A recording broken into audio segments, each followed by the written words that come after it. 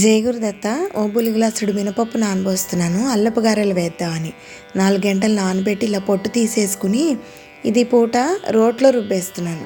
Salt పప్పు పైన పోసుకుంటే మనకి గ్రైండర్లో రుబ్బుకోవడానికి అనువుగా ఉంటుంది. కాస్త పప్పే కదా, అందు గురించి ఇలా రుబ్బుతున్నాను. దేశవాళి పప్పు, గాజు పప్పు అని 2 రకాలు ఉంటాయి పొట్టు మినపప్పులోనే. దేశవాళి పప్పు ఏమో ఇడ్లీకి బాగుంటుంది, గాజు పప్పు ఏమో ఇలా గారెలకు బాగుంటుంది అనమాట. అడిగి తెచ్చుకోవాలి మనం. సరిపడినంత ఉప్పు వేసుకుని ఇంకొకసారి రుబ్బితే, ఇలా రుబ్బేటప్పుడే ఉప్పు వేసుకుంటే పిండి పలచన పడుతుంది. నీళ్ళు ఎక్కువ పట్టవు కదా, అందుకని నూనె లాక్కుండా కరకరలాడుతూ వస్తాయి గారెలు.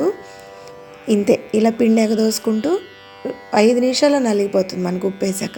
ఇలా పిండి చెయ్యికి ఉండ తిరుగుతుంది కదా, ఇలా తీసేసుకోవచ్చు మనం.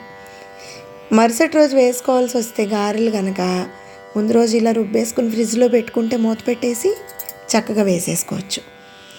రోల్ మాత్రం వెంటనే ఇలా కడిగేసుకోవాలి. ఇప్పుడు ఈ పిండిలో అల్లము, పచ్చిమిరపకాయలు, కాస్త జీలకర్ర, ఈ 3 శుభ్రంగా కలిపేసి ఇంక ఇప్పుడు ఉప్పే ఎక్కర్లేదు, రుబ్బేటప్పుడు వేసేసాను కదా. చేయి తడి చేసుకుంటూ ఇలా పిండి చేతిలోకి సరిపడినంత తీసుకుని ఇలా ఒత్తుకుని చిల్లు పెట్టి ఇలా వేసేసుకోవడమే. కరకరలాడుతూ చాలా బాగుంటాయి. ఇంకా దీంట్లో బియ్యపిండి కానీ, రవ్వలు కానీ, నూకలు కానీ ఏం కలపక్కర్లేదు. ఇలా పొంగి లోపల మెత్తగా పైన కరకరలాడుతూ చాలా బాగా వస్తాయి అన్నమాట. దీంట్లో ఉండే కిటికల్లా ఒకటే, గాజుపప్పు తెచ్చుకోవాలి, ఒక 4 గంటలు నానబెట్టుకోవాలి, పొట్టు కాస్త ఉంచుకొని రుబ్బుకోవాలి. ఈ 3 మనం గుర్తుపెట్టుకుంటే గారెలు బ్రహ్మాండంగా వస్తాయి.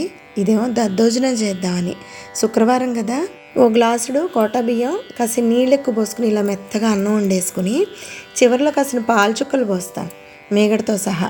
ఒకసారి ఇలా కలిపేసి మూత పెట్టుకుంటే ఉమ్మగిల్లుతుంది. ఇప్పుడు నూనెలో ఆవాలు, మినపప్పు, శనగపప్పు, జీలకర్ర, అల్లం, పచ్చిమిరపకాయ ముక్కలు, కరివేపాకు, ఎండుమిరపకాయ, ఇంగువ, మిరప గింజలు వేసేసి ఈ పోపు ఈ అన్నం మీద వేసేసుకుని సరిపడినంత ఉప్పు, కాస్త కొత్తిమీర కూడా వేసుకోవచ్చు, బాగుంటుంది. ఈ పోపు అంతా అన్నంతో కలిపేసేయాలి ఇలాగా. ఇప్పుడు చల్లారిపోయింది అనుకున్నాక ఈ పెరుగు వేసేసుకోవడమే. చిలకొట్టు వేసుకోవచ్చు, లేకపోతే ఆ పళ్ళంగా కూడా ఇలా వేసి కలిపేసుకుంటే చక్కగా కలిసిపోతుంది. ఈ అన్నం కనుక ఏమాత్రం వేడిగా ఉన్నా సరే పెరుగేసి కలిపేటప్పటికల్లా పుల్లగా అయిపోతుంది దద్దోజనం. అందుకని చల్లారాక మాత్రమే కలుపుకోవాలి.